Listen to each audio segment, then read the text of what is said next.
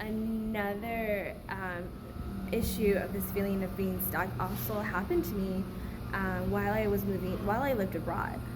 When I lived, to be going to be very honest in this next couple of sentences in this next story, by sharing that when I first moved abroad, I definitely did feel stuck.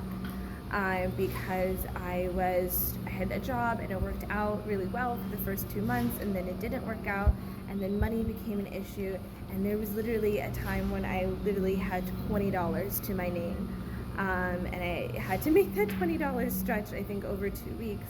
And it was scary, and I remember feeling so stuck, and I remember there were these people around me who were going on vacations and going to these different islands and exploring, and I just felt so trapped in my situation unfortunately, because of finances. So I know that going abroad financially is a really big challenge. And will I have enough money to do the things that I want to do?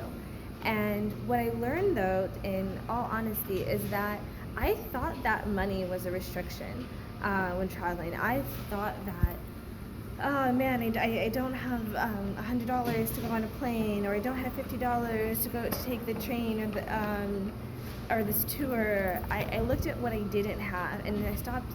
And until I started looking at what I did have, that's when things changed. I realized that traveling while you're abroad is actually pretty simple. When you're in another country, traveling abroad is really simple because there's local transportation. Most buses, if you're in Latin America, most buses you can take places for like 25 cents, 30 cents.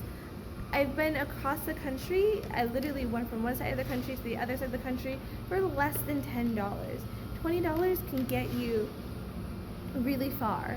So I think that sometimes we think that money, because you don't have $50 or $100 or whatever amount of money, you think that you're stuck. But once you live abroad and once you really start to connect to the people, to the resources, and you kind of think about how the local people do it, there is so much out there to explore. And I started to not feel stuck when I started taking charge of what I can do. I realized that I can get to the beach for $5. One time I actually went to the beach for $1. It was $1 bus ride to the beach, and then, or no, I think it was 50 cents to the beach and then 50 cents back. And so I think that sometimes money, yes, money is a big factor, and yes, there were some things I didn't do because the money wasn't there.